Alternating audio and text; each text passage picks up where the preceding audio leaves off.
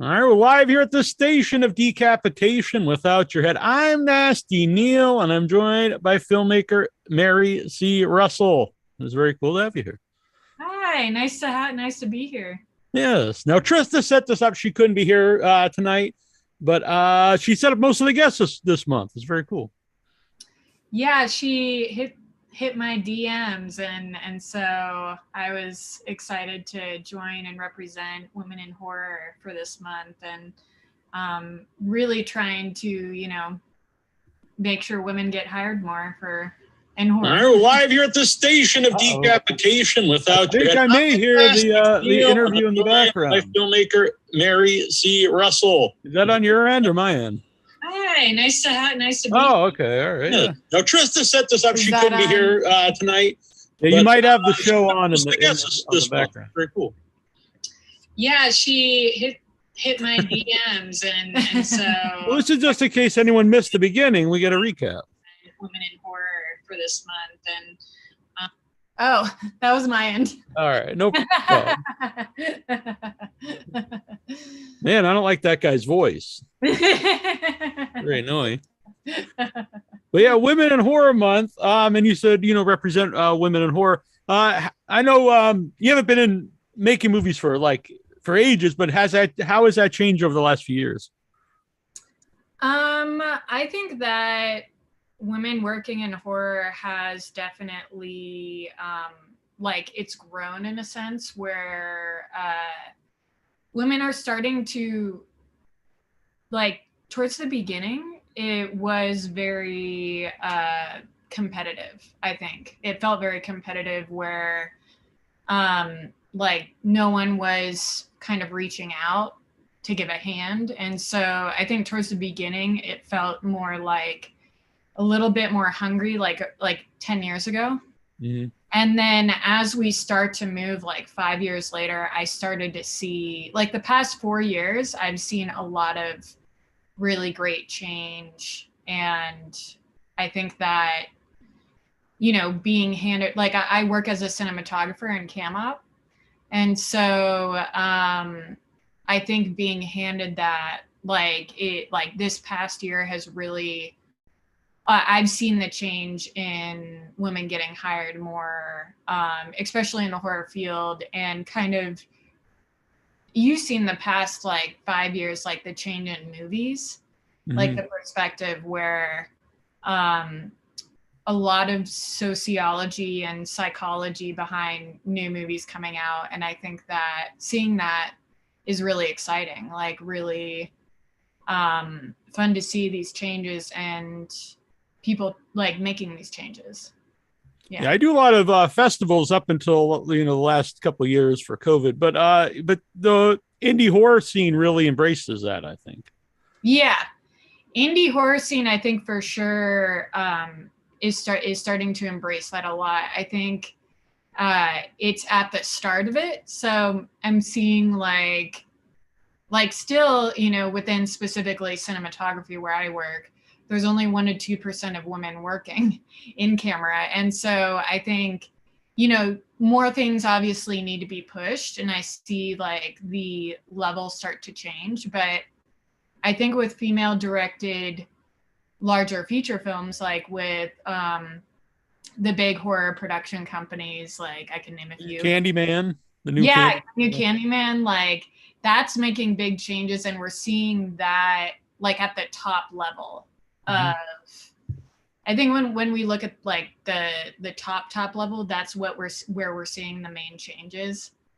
And then in the kind of the TV realm where I'm at right now, it's starting to change, which is good. Even though I mentioned Candyman, a lot of people didn't even credit her. They mentioned Jordan. I think a lot of people think Jordan Peele made the movie. So even though she actually did direct it, there's still, like you said, there's still some issues there because she's not necessarily talked about as much. No, I think that because some names are, it's also what publicity. He's also has name to him. So yeah. So it's whatever publicity, whatever press sees. And I talked to my publicist that I'm hiring recently, that it's not necessarily that the person's not talented. It's just like the name isn't huge yet, where like, you know, what, as that person's starting to grow. And I think seeing the press when they pick up news, like it's like, okay, I'm going to attach Jordan Peele's name to this project because it gets hits. Yeah, it gets huge hits. And so, you know, it's like, and I'm super excited to see his new one coming out. I saw the trailer. Yeah, no, yeah. Oh, I'm so excited because it just has such a cool storyline. And I used to do stunt driving. And so like, it's cool to see that there's a woman that is, you know, like in the horseback riding scene and stunts. And I like that type of character, the direction that's going in. Yeah. You've done a lot of things because I looked at your IMDb. There's a lot of different credits, and now you're also a stunt driver, I find out. Yeah, like back when I first started in Los Angeles, like I came here for filmmaking in general. And so I grew up in Singapore, and then I moved to the United States to go to college. And I went to like a film production college. And I started in basically acting, and then I moved into camera department, then, you know, kind of just stayed in there because that's kind of my true love, like what I can make a financial living off of while I'm making these creative projects, directing short horror films and directing. Honestly, the majority of my horror movie friends who work in horror movies, most of them are the same. You know, they will do other things for their actual job, and then they'll make their movies because they love making them. Yeah, that's the main love. That's the, you know, goal. And I was really lucky to this past year be able to direct my first feature because I had been pitching it to different production companies for like 6 years. And then this was the year where I'm like, okay, finally, we're getting it funded. We're making this happen, and I'm gonna do it whether if I set a deadline, I'll do it. Right. Because otherwise, it's never gonna get done. Where you know, it's like if I make a movie, I need to make it because, you know, people will always. And, you know, it's if you're working with 100 people on set or 30 people on set, you'll make excuses, go like, oh, this actor's schedule doesn't work, or, you know, it's like, or you'll always make excuses for yourself. But then when you're on set, it's such like a magical experience to be able to like go like, okay, I did it, you know? It's weird because a lot of times when we ask people advice, they say, and it seems like something obvious, but they'll just say, just do it. And it seems kind of silly thing to say, but if you don't actually do it, it's just a thought in your head. Yeah, like there's like I have like 50 scripts just like sitting, you know, on my script account, and you know, they just sit there. Mm-hmm. Unless you actually make it for your own or start pitching ideas, they're not going to come to life, you know. So the other kind, did the actual movie you made then did it change over those 6 years? Significantly. Yeah. Significantly. So originally it was based in Ireland, and I wanted to shoot in Ireland, and I had pitched it to a couple of mid to higher production companies. Some of them would not take me because I'm a first time, you know, I was maybe 25 at that time, or 24, female, you know, young, like no name. So it's hard to pitch to these companies and have someone like ride or die by you, like a producer, because at that beginning stage. And it was based in Ireland. I actually did a reading with Irish actors in Los Angeles.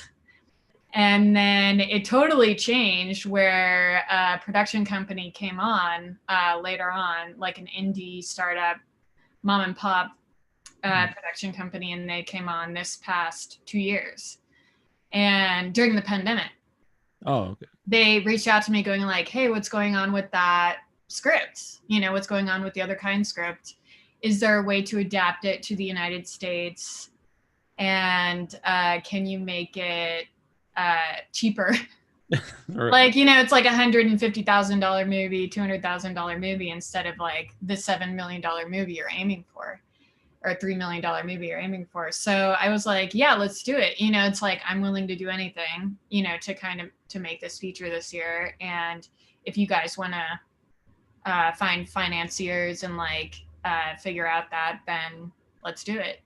And working back and forth, we made the script kind of a lot more simplified than what it was, with special effects, VFX, because it's a sci-fi horror. Mm-hmm.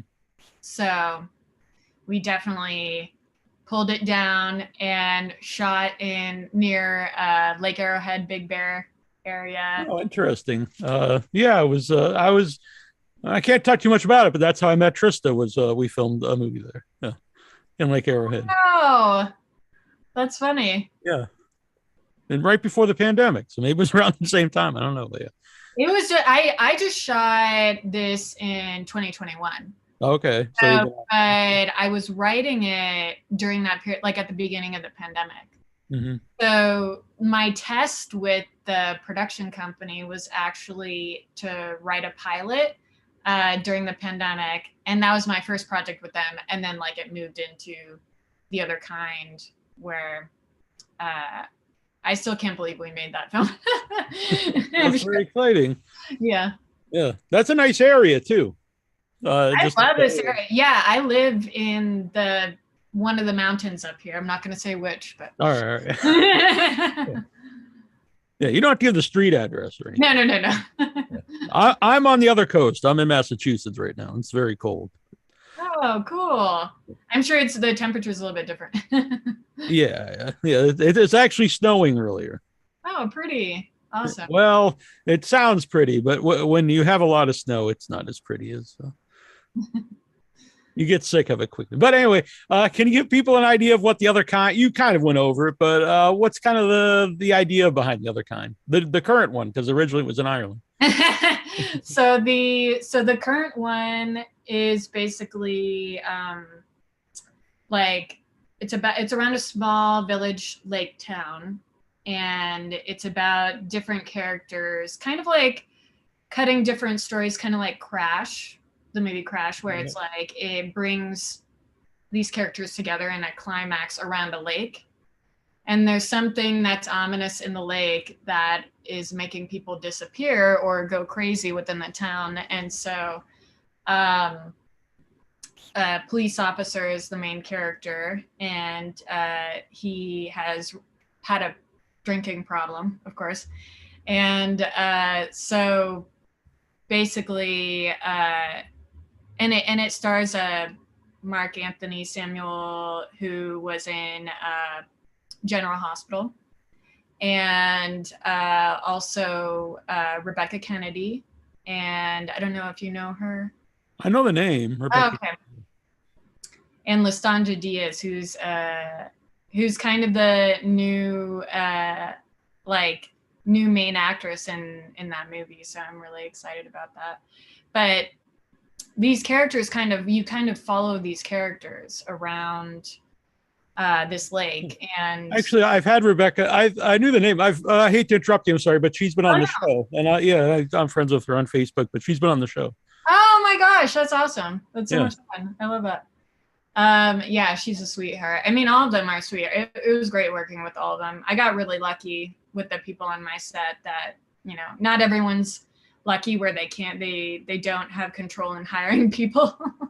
So like I had a really lovely, amazing, magical time directing it, and I'm so excited to bring this to life. And especially since you wrote it, then it's your first feature. It's been in the works for 6 years, so I assume it has to be very personal. Oh yeah, like the first time that I kind of described it, it was like, oh, this is my alien baby. and I'm giving birth to it, and it's going to be really hard. Like if I sold it, it would have to, in those beginning stages, I could have sold it for, you know, it's like a decent amount of money, and you either hold on to it or not, kind of like, you know, your Jaws, or, you know, it's like right. Stallone with Rocky, and yeah, it's like you kind of have to make that decision at the beginning where, am I going to be stubborn and keep this? or am I going to sell it off? Where I actually pitched it to a couple production companies back in the day, and I wrote a low budget horror right after The Other Kind, because no one would take it, because they're like, this is too big budget for what you're asking. And now it's like, when I got more grounded over the years, I'm like, okay, how can I make this lower budget and share it with people, but still have the point across? It's like, how do you show your point when you don't have $1 million? Like, that's the biggest question with some of these indie movies, is that some of them could have been, it's like you could have gotten a different actor. It's like you could have gotten, it really depends on the execution of the movie in your style, like really imprinting that style to show people like who you are as a director. Working on the shorts between that time, did that help as well, I would assume? Because then you get familiar of, how to make a movie if it's a short. Yes. So I think that actually it was a good thing where I'd made Carved, which is now on Shudder with Etheria. And then I got hired to do a bunch of different types of shorts. Where, footnote, I got hired by my friend Paris Dillon, who is actually in The Other Kind. He acts in The Other Kind. And I think that those really help you develop as a filmmaker.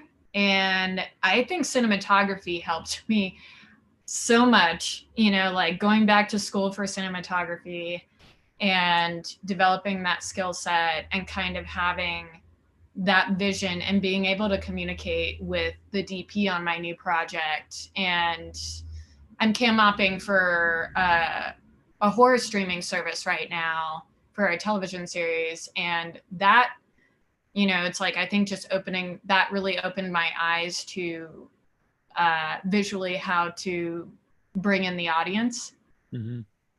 And I like being with the crew. I don't like being separated from, like having that distinct separation of, some people have different styles, but I really like being in the trenches, like not, I haven't taken the camera yet from a DP, but while I'm directing, but I definitely want to be able to do that at a certain point. I'll be like, okay, this is a high budget thing. I'll steal this dolly shot. I'll steal this. Yeah. Well, since you've worked in a lot of different areas, even stunt driving, I would assume even if you don't do that on your own movie, all of that little bit of knowledge, all the knowledge in on all the different areas would help in making the movie. Yeah, I think being able to just communicate with people and, remind them the magic of filmmaking, not necessarily when we're on hour 12, hour 14, really reminding people why we're there, because I think a lot of what we get caught up in is the stress of specific situations if we can't make a certain situation work. But I really like, it taught me how to problem solve and perspective from other people, like knowing all perspectives and not belittling people, whatever type of job you have on set. I think it's about just learning those jobs. Mm-hmm. So from what I understand, there'll be a trailer out in the coming weeks. Yes, I will be releasing the trailer for The Other Kind with your lovely streaming service and YouTube, channel. And I'm super excited to share that with people. We've been working around the clock. I learned a lot of VFX along the way. Interesting. So you can add that to your resume now. Yeah. Stunt driver. Yeah, I definitely, towards the beginning, it's like I got my stunt driving certification and then was like, oh, this might not necessarily be for me, but I love stunt driving. I love stunt driving, but I think that I'm also ADHD, so I like trying lots of different things in life, Right. and so diagnosed. But I think that it's really cool to actually move towards. I'm glad I found my niche, which is cinematography. I'm glad I found the camera department, because that's taught me a lot, and editing has taught me a lot, because when you're a one-woman show, you get hired for camera and editing, kind of like as a package. Mm-hmm.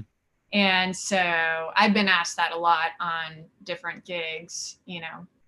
Does that help when you're filming the movie too? A lot of people I've talked to on the show, or just know, if they're editors by trade, they know what to shoot, so they don't shoot a lot of excess footage.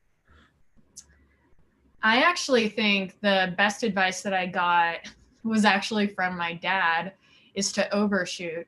Okay. And not cut too fast, because people on indie sets, they're like, okay, we got to get to the next location, but actually in my heart we're wrong, where we need to be shooting more wides, b-roll, it's like all of that stuff, where we kind of forget pumped up in the moment, because we're like, oh my god, this scene's so amazing, it's so intense, there's blood everywhere, there's ink everywhere, let's just get that shot, but I think that it's important to also get, it's like, oh, exterior of hospital, exterior of, If you don't need it, you have it, who cares? But yeah, like if you don't need it, then throw it away, but you can also, it's like you have that safety net of having those exteriors and like overshooting.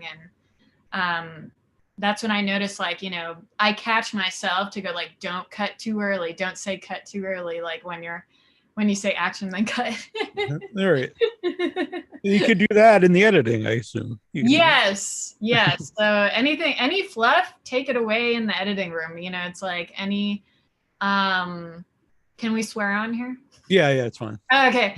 Any like fucks or any, like shit, or, any of that stuff, you can take it out, where it's like, you can really adapt. It's crazy how one pass of an edit can change an entire movie, and that style of a movie. And I think that's pretty amazing. Like that, I think some of the, top editors I've, like just looked up to, like, it's crazy how different a movie can be from a rough cut to the final cut. Yeah. Do you think they get enough credit? Well, they've been cut out of the Oscars, I guess, for the actual TV. Ironically, they were cut. Yeah, very exactly. No, I think they do not get enough credit. They do, obviously, they're behind closed doors. Mm-hmm. I've known a lot of editors that ghost edit. It's like, I know a lot of, I'd ghost edited before on, things. I think that a lot of them deserve more face time than they've had, because they work years on these projects, like years on years on years. Mm-hmm. And then they don't get the recognition, or they, at least like a thank you, like at least like a, like, hey, here's an award for, editing, or, it's like, it doesn't need to be a huge deal, but, mm-hmm. a thank you would be nice for somebody. It is kind of weird now I think about that too. The people who get the most thank yous are the ones that already are showcased the most anyway, that are on camera.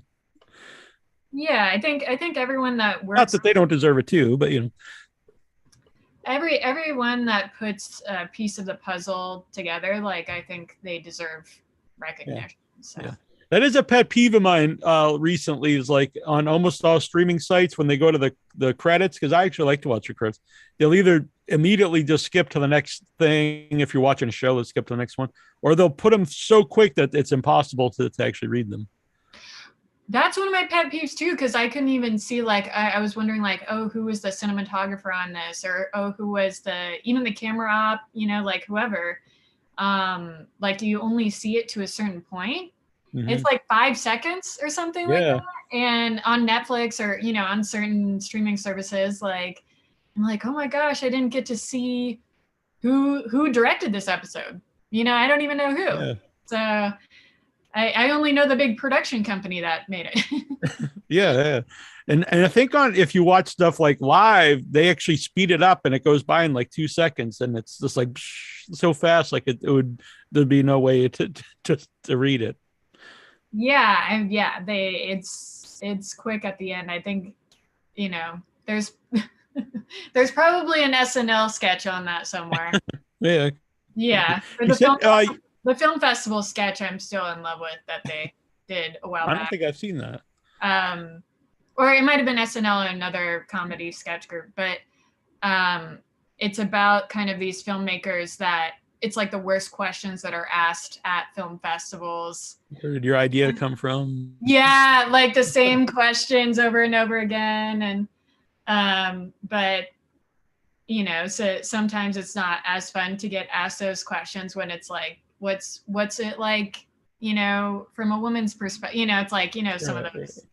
How would you know unless, you know, you knew from another perspective too, I guess. Yeah, I think that's true. Yeah, like each person has their, and I appreciate any question is a good question. Sure. Any question that any streaming service, you know, like I'm being asked to come on.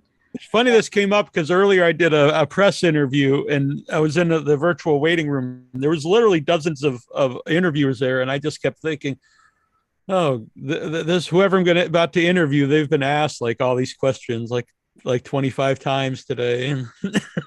Good for them. I mean, like I'm just gonna get good training from that because I'm not used to being asked to be on so many streaming services or, you know, stuff like that, like being interviewed. But it's good training to, you know, also answer the question a little bit differently. That's true. Like, especially because you have to figure multiple people. Well, people probably end up watching multiples of them, and if you say the same exact thing in everyone, you know, might come off kind of strange. But if you give a little bit of a different answer, then it makes them interesting. Yeah, it spices things up a little. Yeah. Exactly. Like my mishap this at the beginning of the interview. Right. Yeah. That's totally fine. Yeah. There's been a lot of mishaps on the show over the time. Usually cats come and go during when Trista's on. Oh, my cat is taking a nap right now. He's cool. Right. He's in the corner. I thought it's funny. He knows the vibe of like what interviews I'm getting. So he will come in and bother me when he's like, oh, this isn't worth it. And then or if he really wants a snack, I mean, it's one of the two, but it's a good save in case he comes by then later on. Yeah. It'll be like, okay, the interview's over. Yeah, the cat wants a snack. You said your dad gave you the best advice. So is your dad a filmmaker? No, he is not. He's in logistics, a totally different field. But he at first actually, well, my parents were like, oh, horror, why are you deciding on horror? That's so specific and very interesting. And then once they got exposed to it, they were like, oh, now we can't get enough of it. Like they're so in love with supporting me. And it's funny, I just got a text from my dad earlier, like going like, hey, I'm going to connect you with this so-and-so. And, you know, well, that's very so cool. I think it's really sweet that, you know, it's about perspective. You're right. You know, it's like, and when a person learns what is the reason behind your horror films, then they're like, oh, we're interested now. Like, we want to support you. You know, it's like, and I think that there are a lot of commercial filmmakers too out there that don't understand that perspective where, you know, it's like when you mention Carnival of Souls, they don't know what it is, you know, it's like, or, and that's okay. It's just about going like, hey, there's a whole other side of filmmaking too. Like there's so many different sides of filmmaking that you can play with. And even within horror, there's all different types of horror. I mean, there's this total blood fest, which I think probably what a lot of people think horror is, but then there's, you know, comedy and there's more thought-provoking things. There's so many, which is what I like about horror because it really depends on what mood I'm in. Yeah, I like it too because it's not just, you know, one genre. There's like 20 different genres within the genre, and I love that. I love, and also, you know, the show that I'm working on, Cam Mopping, with the streaming service is all about that, and like learning about different types of genres like within the genre, and the history of all these horror films, and learning that there's also a huge LGBTQ like community behind horror, and also, you know, proud bisexual over here. But I love, you know, also learning, you know, women, specifically women driven horror, and like Prevenge, or you know, things that pop up on Shudder. And Rosemary's Baby I rewatched recently. Great movie. Yeah. Yeah, amazing movie. And just, I also love like crazy, you know, tropey horror films too. Yeah, I do too. It really kind of, that's what's cool about it. Depends what, sometimes you're just in a mood for a movie like that. My Bloody Valentine, or I think that's one of the most underrated slasher films. Yes, I agree. And an amazing theme song at the end during the credits, which would, if you watch it on a streaming site, you might not get to hear. Exactly. Like, you know, it's like seeing these. That's why sometimes, and it's bad spending. You know, I mean, it's good spending money on things, I guess, to support filmmakers, to support the filmmakers, but not for my bank account. But like, I do rent a lot, so that I know that I'm getting the full like experience. Right. Where you know, when I am on streaming services, it's a little different, where there's 5 commercials in between. And I'm like, please skip. Yeah. I what I like about physical media is I do like to listen to commentary tracks, which unfortunately you don't see as much, or you don't hear as much as you used to, but I enjoy them. I have a VHS collection too. So nice. Yeah. And like at one point, you know, 5 years ago when my ADHD kicked in, I was like, I'm going to start a VHS store. And so like I went out and bought like hundreds of VHSs, and so now they're all sitting, but I get to watch all of them, which is cool. Yeah. Because there's not a huge market for that. Right. But I still, you can still enjoy it the way that, you know, we used to enjoy it, and I really like watching. It's very calming. watching the deep on a VHS, or, you know, it's like.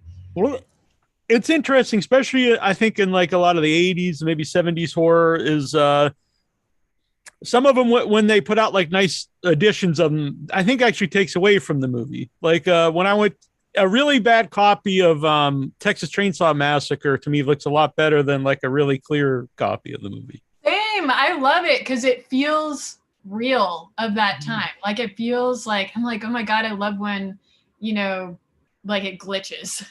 Yeah. Glitches, because it's like, oh, I love that. And like prints of, also like old prints of films, you know, like 75, you know, like it's. Yeah, well, Texas Chainsaw, at the same theater I went to see it once, they showed an old 35 millimeter print, and it was a very poor print, but it was really, it honestly adds to the movie. And then at the same theater they had the digitized remaster, whatever, and it wasn't nearly as good, even though it was way clearer.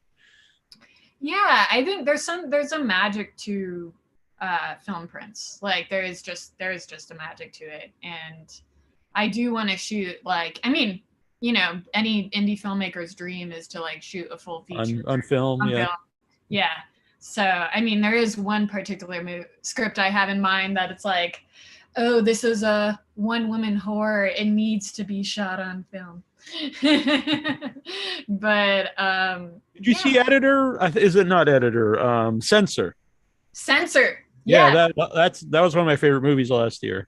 I love Censor. It was great. And I think a lot of women have experienced what that director had like experienced, and I think it's fun to see those stories come to life. And it's cool that women like that also think similarly. Where like it's funny, like I have when my scripts was, you know, it's like very very similar to that, where it's like coming from that perspective, where it's fun to see the film industry when you actually see it through a woman's eyes in that way. Yeah, and just what made me think of it, there's a lot of layers to the movie, but when you talk about watching a movie on film, and I just like it's weird how there's different like aspect ratios throughout the movie. There's a lot of things going on in the movie. I love that. And I love mixing film formats. Like that's my I love mixing film formats, whether it's animation or you know, throwing a LUT over something, like color grading a certain way, or you know. And that even in the trailer that I have coming out with you guys with The Other Kind, it does have some of that, but not total mixed media. It's like, oh, I'm throwing this in there. I'm gonna experiment. Well, I'm very excited about watching. Oh, by the way, I just remembered I have this is the Up Here Creep Show. That's the first VHS tape that my mom bought me in the 80s when I was a kid. That's really sweet. I love that. The tape doesn't work anymore. I think I wore it out, but I have the old clamshell, and when I started doing the video shows, I had to put it up there. That's so cute. I love that. It's like my mom's probably a little different. Yours wondered why you want to do horror, but I grew up watching horror with my mom since I was a little kid. That's kind of awesome. Like I've heard a lot of people that grew up in the United States, like that is kind of their. Oh, that's like, right. Yeah, like you didn't, yeah. A lot of because we just didn't get access to some of the films in Singapore. But now it's kind of opening up where it's like everything. But I think that seeing mixed, like, you know, like the different types of media. I think when I first moved to the United States, I was like, oh, that's why I'm attracted to gore, is because I never really watched that as a kid. Yeah. So that's why I wanted to, I think with my first short, I was like, you know, like putting a finger to the man, because I'm like, you know, going like, hey, I'm going to show him. But like, I think that there is like definitely like, it's cool to see that there's an outlet, even when I was 21, to like get, you know, the horror is kind of an outlet for people. And I like seeing movies at different ages of your career too, because you're like, oh, I know the time period in my life when I did that, when I like wrote that screenplay. And it's cool to see that history with filmmakers too. Like you see that with, you know, like Spielberg, or, you know, it's like you see the different periods of time within their lives that they make movies, and you're like, oh, it's so like it changed like a big one would be Peter Jackson, like his old like crazy really low budget horror movies, and now he's making these giant blockbuster films. Yeah, it's like it's like I'm making, or what, you know, like only 5 years ago making tropey grindhouse movies, like lots of blood, and then now it's like you kind of grow into your style, and I like seeing that with filmmakers, definitely. Yeah. I figured it wouldn't happen, but I asked Peter Jackson years ago when we started the show to come on, and I actually got replies that he actually was really interested, because one of his favorite movies he made is Dead Alive, but he was busy making King Kong, and I was like, oh, okay. I'm just making King Kong. Yeah. But no, prioritize. No. Steven in the chat room says, I heard ghost films are banned in some Asian countries. I don't know if that's true or not. In some Asian countries. Yeah. I mean, I think that I specifically like didn't get access to some films because they would come a year later. So we'd see Harry Potter, but it would be like a year later. And then my friends in the United States, because I was in the US till I was 7 or 8.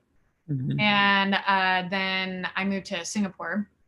And so you'd get like, we were writing letters. I was writing letters back then to my friends. Because, you know, or email, you know, it's like to my friends in the United States, like I would write handwritten letters going like, I don't, it's like, what's the new Harry Potter like? It's and there are certain movies I think that like towards my later years, like it definitely, there's just different types of TV. There's lots of soap operas in Singapore. There's American Idol, but except Singapore Idol. Oh, okay. And like the main shows that I would watch in Singapore was The Nanny and NCIS. And so now that's my personality. Now it's a combination of the two. All right. Steven in the chat, he also, what was he? I think kind of know the answer, but this is an interesting question. Can horror be great on low budget? I think this is the wrong show to ask that question, but can horror be good in low budget movies? Yeah. I think yes. I think some of the horror can be. I think it's easier to do comedy in low budget. I think because it's like, okay, this like cutting someone's throat, you could make it funny in some way, like if you have like a line.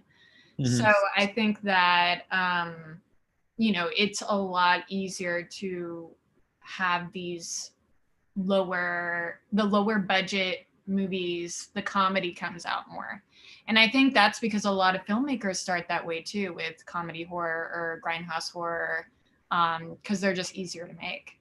Mm-hmm. And it's, as it's like with lighting, when your DP gets better, that's a lot more equipment, and I think it's tougher to do the lower budget scary movies. Like it is a lot tougher. You have to be in the right mindset too, I think. Like think about the scares before you even get to set. Mm-hmm. Think about it's like, how am I gonna like create intensity within the scene before it comes. But I definitely think that I think that low budget horror can also be scary in certain ways. But only the really rare. Blair Witch was I was about to mention. Yeah. Where it's like, if you do like found footage, a lot of people use found footage, mm-hmm. like to start their careers too, because it's the easiest. It's the cheapest. It's the easiest to make. I was wondering about Blair Witch, if that's, I don't know, because I watched when it came out, but I think that would be a hard movie to watch now if you never saw it before, like for the first time, just because there were so many found footage that came after it. Yeah, I think there was all the buzz about it at the time on MTV, and it was. I rewatched it. I mean, only a couple of years ago, and it is terrifying to me, like the first one.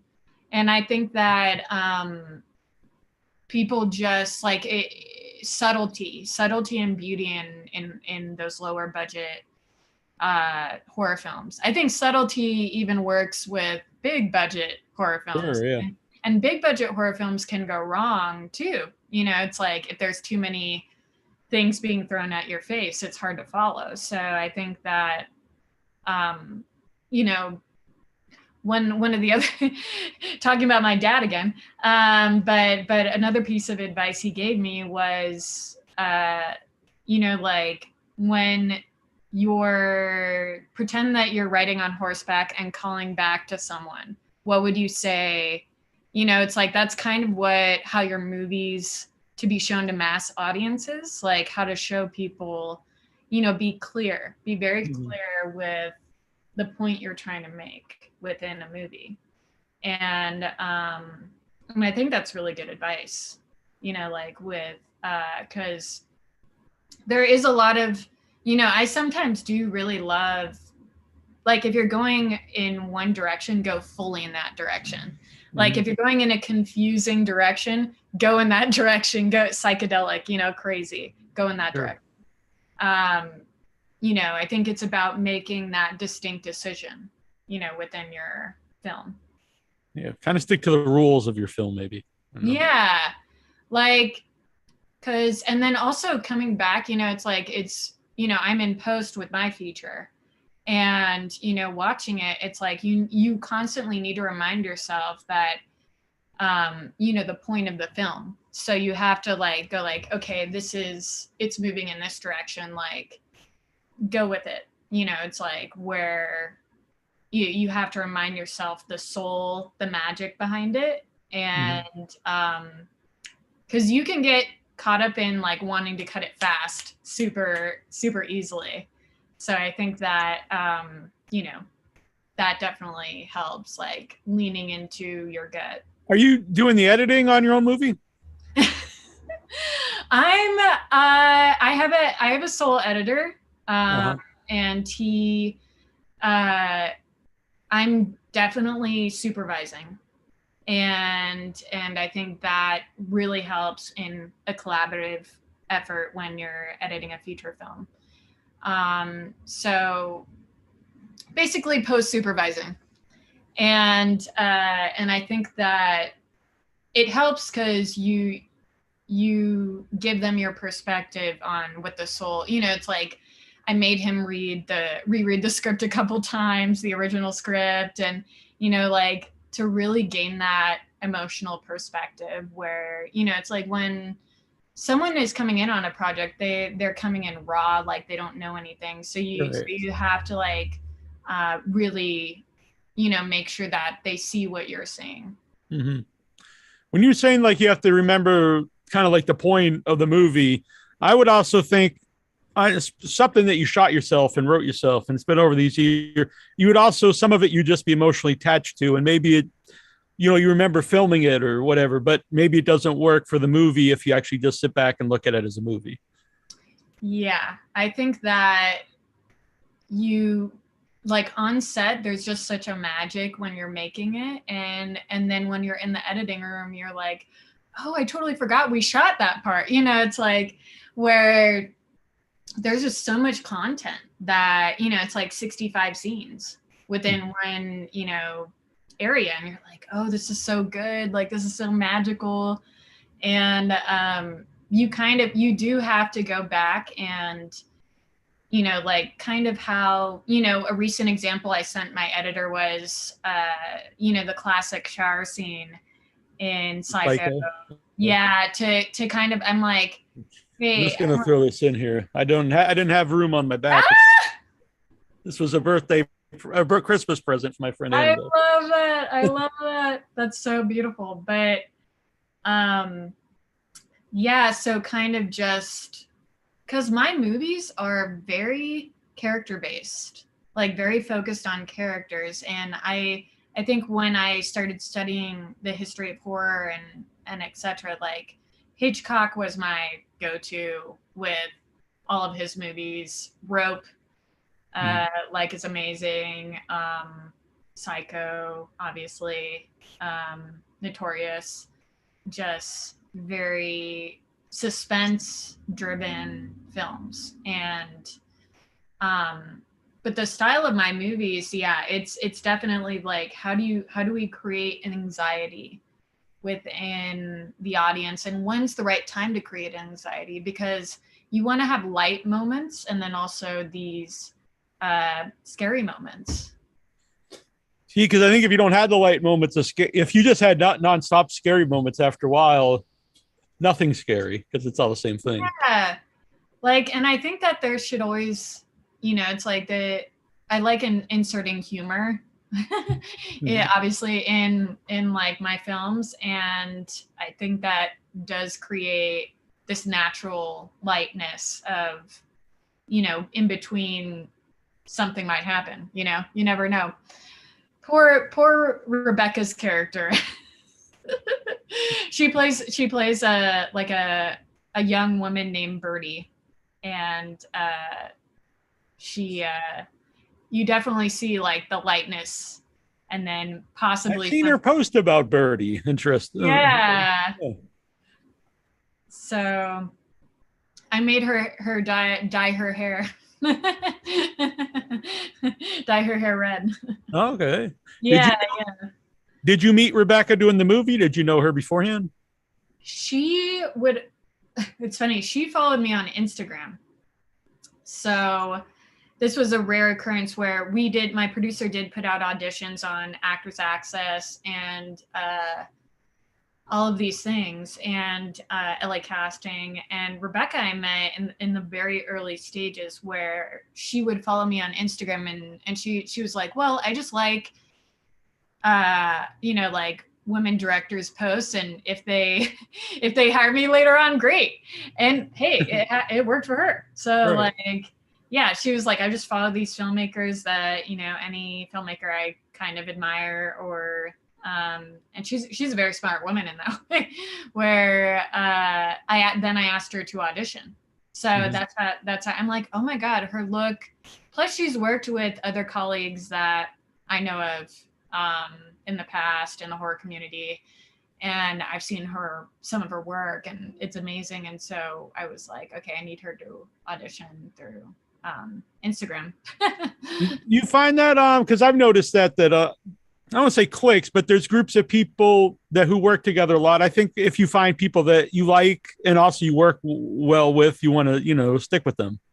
Yeah, just like a good person, it's like good vibes. Like I think immediately, like and I think she definitely brings that to whatever project she is on. Which, by the way, I saw you were in Clickbait with Michael Epstein and Sophia Cassiola, which they're related to a lot. I mean, I was just helping out, like kind of as a PA, like helping out, because they're really cool people. Yeah. Well, yeah, we said good people. I thought of them, so because they're the opposite. No, I'm just kidding. They're just very good human beings, and so like I think that it's like I always want to work with people that give off that, and it was fun working with them. It's always really fun.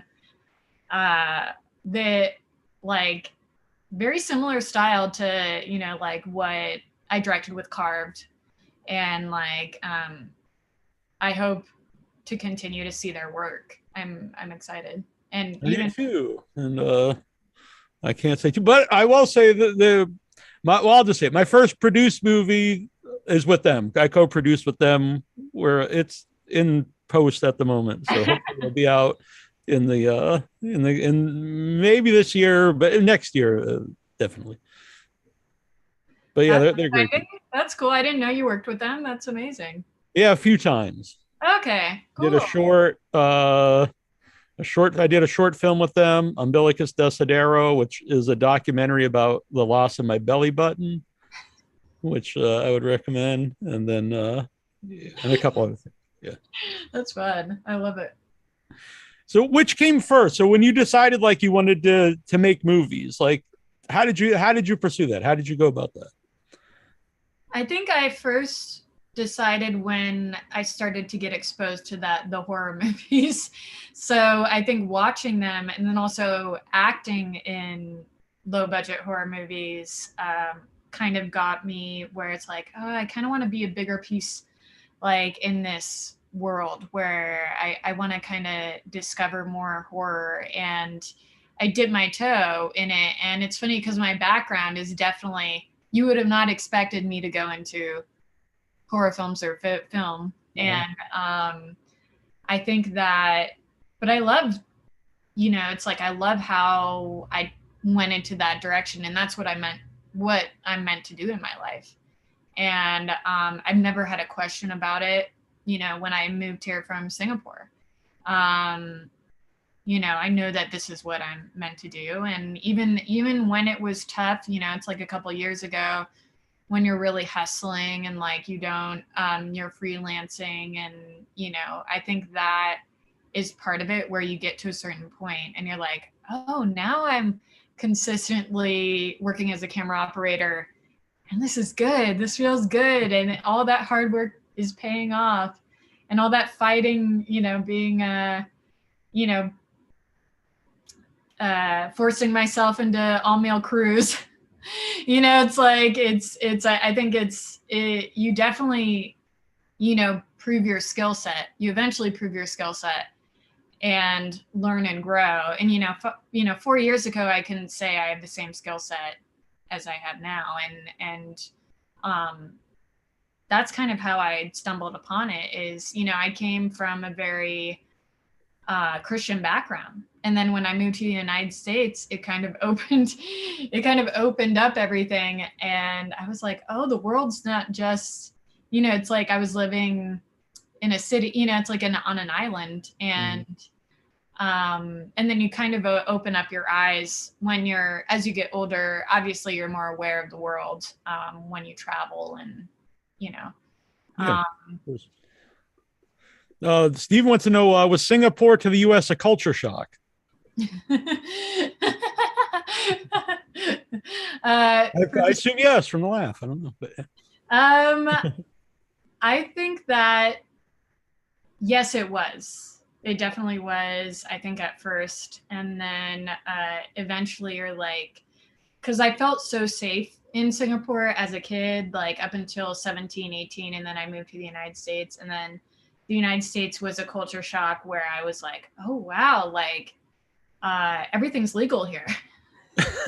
And even things that probably shouldn't be legal, but like, you know, everything's legal here. And it just was like an opening culture, very opening culture and art. Like there's so much art everywhere, and we have so much access to showing our art and showing whether that's dark or light, or, you know, it's like I think I love both places in different ways. Mm-hmm. Where Singapore allowed me to learn about every culture and like travel all around that area in Southeast Asia and Asia. And I think that opens your eyes. Traveling just opens your eyes in different ways. And then moving to the United States, it opened my eyes to, you know, like how people grew up with horror films or were able to, you know, like watch. That must have been fun though. At this, you know, even though you didn't get to see them beforehand, I would think it's fun. Then you get to watch them all, so it's like you're watching them for the first time. Yes, like, and I definitely think that there's a magic to that as an adult too, because people go like, "Oh, you haven't seen that?" You know, it's like you haven't. Right. I saw the Lost Boys for the first time, you know, recently, and that was like, I'm like, what is happening in the 80s? Yeah, we got the sax guy. I still believe, and yeah, it's a great movie. I was like, I'm gonna put a sax guy in every one of my movies. I'm in favor of this. Yeah. But and cheap plug, you can listen to an interview with the sax band Tim Capello here on the show. Oh my gosh, I need to watch it. Yeah, he's great. He's a very fun guy too. He still brings the sax to conventions and still looks pretty much the same. Hey, you know, good genes. Yeah. He looks a lot better than I do without a shirt. A cod piece for my ensemble when I'm at. But he's interesting. He's a fun guy. What were some of your favorite movies then when you started watching all the horror movies? Now that I've seen most of them, I think the one that I've seen the most, the two that I've seen the most, Black Christmas. The original one? The original. And that one, I've never seen a film so terrifying. Like with, and, you know, during that period of time, I think just, because that was 70s, correct? Yeah. Yeah. Just something about that period of time, there was a very risky like feeling in those movies, and there's something just scary about that. And I don't feel that in some of the modern movies that I've seen. Like it's not as dark or even just the image where she's got the plastic over her face, like that's, you know, you see a lot of people get stabbed, but I don't know, that's something about that is much worse than someone just getting stabbed. I think being suffocated with a plastic bag. I need to rewatch that tonight, because her sitting like in that wheelchair, just that's creepy. Just that whole thing, it freaks me out. And I think there's Black Christmas nailed it. And Jaws is the other one that I always watch on repeat. And before I directed The Other Kind, I was watching just to see for notes, like to take notes on like specific scenes, like, okay, how am I going to execute this scene? How am I going to execute this scene? Because my movie, The Other Kind, is it's like, it has that humor, that style of humor in Jaws. Mm-hmm. And but also like a terrifying kind of action feeling that you get, where that's what makes Jaws. I mean, there's lots of things, but you really like all three of the guys, and so when things start to happen to them, it makes it much more horrific. Yeah, it's this emotional development, the character development of how silly, their relationships are. And I think that's beautiful, to make these characters so different from each other that you fall in love with them. Mm-hmm. And it was filmed near me. I live on Cape Cod, and the islands are very close to me. Oh, that's awesome. I love that. Yeah. But yeah, those are kind of the two movies that really speak to me. And then one other that's like super dark is Repulsion. I know I've actually not seen Repulsion. I feel ashamed. A horror nerd that hasn't seen. And I also will admit I like Harry Potter movies, so it's good. No, I am definitely a nerd in that way, where I love watching. It's like even I think Repulsion was even made before Rosemary's Baby, and was one of his earlier films. A lot more simplified. And so I think that's why I like that. It's the same kind of style that you feel, the threat that you feel in Black Christmas.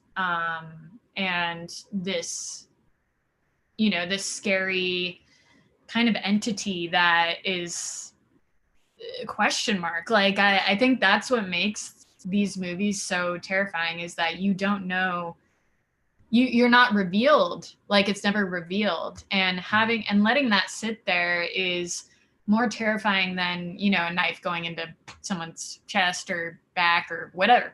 Yeah. But a lot of times you can think of something where I always think that's why people had a problem with the end of the original It, when it's Pennywise the giant spider, because in the story it's just like the worst thing you can think of, the scare. And how do you actually film that? Yeah, you can't. I think filming terror there's a whole like skill set to that, and I think that people, it's a delicate balance, and I'm learning that myself, in the editing room. So yeah. It's this delicate balance of what to show, what not to show, and then like how do you make, if this ending scene is like so crazy, so awesome, like, the tension build up to that, it's like building. And I think that's cool. I love learning, like, I love learning like how movies are made in that sense, where now I'm learning in post, like how to develop that feeling. Yeah. I'm really looking forward to your movie, not just because you're here. You've sold it on me. Good. Yeah. As long as I sell one person on it, I'm right. But so who did the effects? Because you said, I know you dialed them down some, but there's still I assume it's monster in the movie. So who worked on the effects? Well, there is practical effects, and then there's VFX. So we had a makeup artist on set, and I'm going to pronounce her last name wrong, I'm sure, but Laura Ruska. And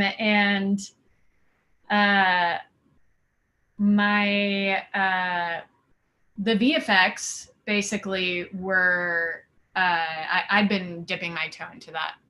So I've added some VFX, and not all of them are, we're definitely going to hire a VFX artist further down, but I also, it's like you can find a lot of things online.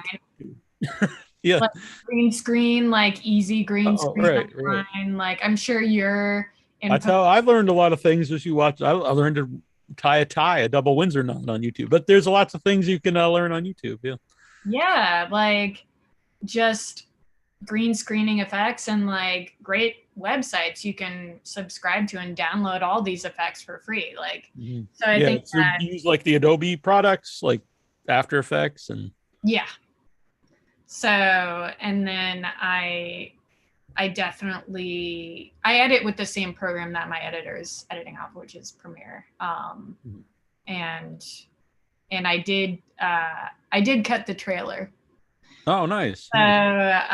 So that I'm very excited for. And we did finish, the sound mix for that and effects for that. So super excited to release it with you guys. I'm very excited about this. Yeah. And maybe it's too early, but what are your plans to do with the movie? When it's, is it going to go to festivals? Is it going to go to a streaming site, or is it too early yet? Well, I've contacted some distribution companies and they got back to me. So I think it's too early to say now, but it's either going to be festivals or straight distribution. Right.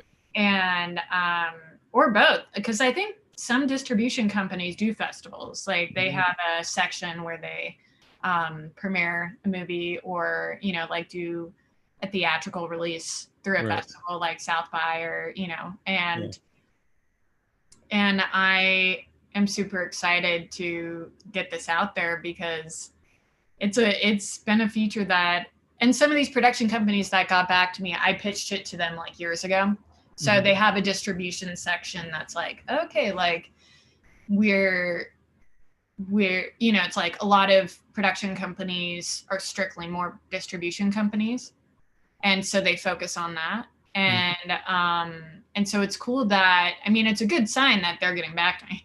Right, yeah. Otherwise, I send out emails and no reply. So I'm used to that. I'm more used to that. But I think as my career's been developing and they look me up, they're like, oh, she's legit now. Like 10 years ago, 6 years ago, like maybe not so much. But that's understandable because you need to grow in order to and know these people, like develop relationships with friends and colleagues and etc. So that's kind of the plan right now, where we're going to see what happens with the first cut, send out the first cut, and goal is to have distribution, it's like, so I'm super excited.